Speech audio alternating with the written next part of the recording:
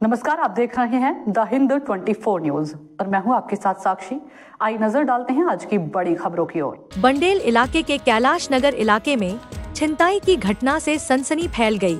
स्थानीय महिला अनुषा राय ने कहा कि वे अपने लड़के तो ट्यूशन से छोड़कर वापस लौट रही थी, तभी पीछे की तरफ से आ रही बाइक के बैग छीनकर फरार हो गया।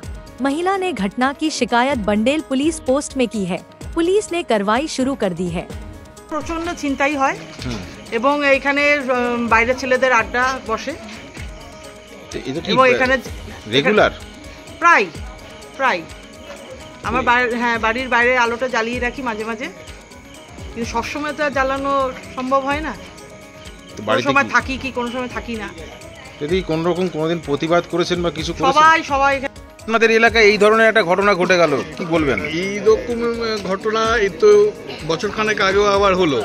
মাঝে মধ্যে আমাদের খুব এই এলাকার লোকজন খুব একটা হাঁটাচলা করে না সন্ধ্যাবেলা, আর এই যারা এইসব মোটরসাইকেল নিয়ে চলাফেরা করে একটা নির্দিষ্ট এলাকার লোকেরাই এই সমস্ত ছিনতাই করে। স্বাভাবিকভাবে এগুলো বাড়বে, যেভাবে সমস্যা বাড়ছে আর মানুষের অভাব আছে, এসব বাড়ছে, যার জন্য কোথাও কি মনে করছেন যে একদম নিরাপত্তাহীন হয়ে যাচ্ছে জায়গাটা? না, নিরাপত্তাহীন এই কথাটা বললে ভুল হবে। মানুষ নিরাপত্তাহীন হবে কেন? যখনই ঘটনা ঘটছে মানুষ তো বেরোচ্ছে। কিন্তু পাড়াতে দেখা যাচ্ছে চারিদিকে সিসিটিভি রয়েছে, তার সিসিটিভি থাকাকালীন এরকম দুষ্কৃতি ভর সন্ধ্যাবেলা এরকম কাণ্ড ঘটাচ্ছে। চারিদিকে কোথায় সিসিটিভি? যে সিসিটিভি গুলো আছে কারোর খারাপ আছে, আর যে জায়গাটা ওরা লোকেট করে আগে থেকে কোথায় সিসিটিভি আছে না আছে। এই যে ঘটনা ঘটলো, কোথাও কি বেকারত্ব বেড়ে যাওয়ার কারণ? আপনার বাড়ির সামনে এরকম ধরনের ঘটনা ঘটছে, কি বলবেন? কিছু বলার নেই যে ভর সন্ধ্যার সময় আমরা মহিলারাও তো যখন তখন বেরোচ্ছে, আমাদের মেয়েরাও বড় হয়েছে, যখন তখন বেরোচ্ছে, আর যার জন্য এরকম মাঝে মাঝে হয় বলে এখন না নিজেকে বেরোতেও ভয় লাগে, বা রাস্তাঘাটে চললে ফোনে কথা বলতে যাই না, যে যদি ফোনটা নিয়ে চলে যায়। এই মাঝে মাঝেই হচ্ছে।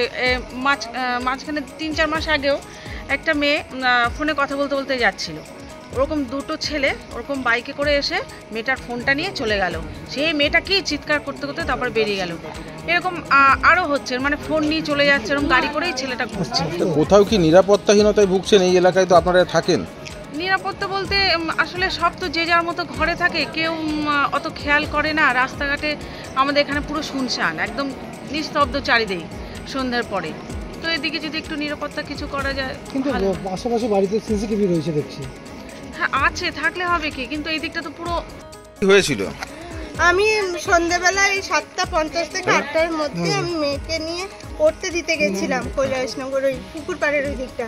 আসার সময় একটা ছেলে বাইকে করে আসছিল, আমি ঠিক ওইখানটা দাঁড়িয়ে আসছিলাম, হুট করে এসে দাঁড়িয়ে পুরো ছিনিয়ে বাইকে করে এসছে। কালো রঙের বাইক ছিল, না পালসার হবে না কিছু, কিন্তু কালো রঙের।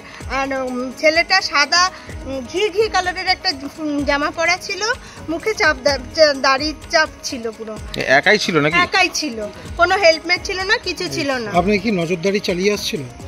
সেটা আমি বলতে পারবো না। আমি যখন গেছি তখন কোনো বাইক ঠাইক নজরদারি ছিল না। কোথায় গেছিলেন? কোথায়? আমি মেয়েকে পড়তে দিতে গেছিলাম, এই পুকুর পাড়ের ওইখানটা। এখানে কি রেগুলার আপনি যাতায়াত করেন এই রাস্তায়? হ্যাঁ, আমি রেগুলার যাতায়াত করি, আমি স্কুল যাই, আমি স্কুল টিচার। কোনোদিন কি এরকম কিছু মনে হয়েছে? আমার সেরকম কিছু লাগেনি, আমি তো অনেকদিন ধরেই এখানে, আমি প্রায় বলতে গেলেন ছোটবেলা থেকেই এখানেই আছি। আমি এরকম আগে ঘটনা ঘটেছে না এই প্রথম? একটা ঘটেছিল ওই সুরের গলির দিকটা, গোলাই চণ্ডীতলার ওই দিকে, আর এইরকম বাইকে করেই আসছে এবং বাইকে করে এসে ছিনতাই করে নিয়ে যাচ্ছে। আগে এটা কি রেগুলার হচ্ছে এরকম? না, এই বেশ কটা দিন ধরেই হচ্ছে এটা। হ্যাঁ, আগে রেগুলার ছিল না। আগে যখন হয়েছে পুলিশ কোনো পদক্ষেপ নিয়েছে? না, পুলিশ কোনো পদক্ষেপ নেয়নি। কি বলবেন, একদম ভর সন্ধ্যেবেলা। আর আমাদের পাড়াতে যেটা অসুবিধাটা হয় সেটা হচ্ছে একটু বনিনিয়াদের সব জানলা দরজাগুলো বন্ধ থাকে সন্ধ্যের পর। এলাকাও তো পুরো জঙ্গল হয়ে আছে, পরিষ্কার হয় না, তার জন্যও তো বেশি দুষ্কৃতি বাড়ছে বলতে পারবেন?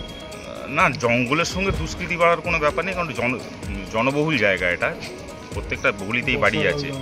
হ্যাঁ, বর্ষাকালে তো জঙ্গল হবেই। সেটার সঙ্গে এটার হচ্ছে সম্পূর্ণভাবে এখানে মনিটরিংটা হচ্ছে না, পুলিশ মনিটরিংটা হচ্ছে না। এইটা করলে অন্ততপক্ষে এটা হয়। আর সিসি ক্যামেরা আমরা বিভিন্ন ক্লাব থেকে ভেবেছিলাম বসানোর কথা, এখনো হয়নি। देखते रहिए द हिंद 24 न्यूज।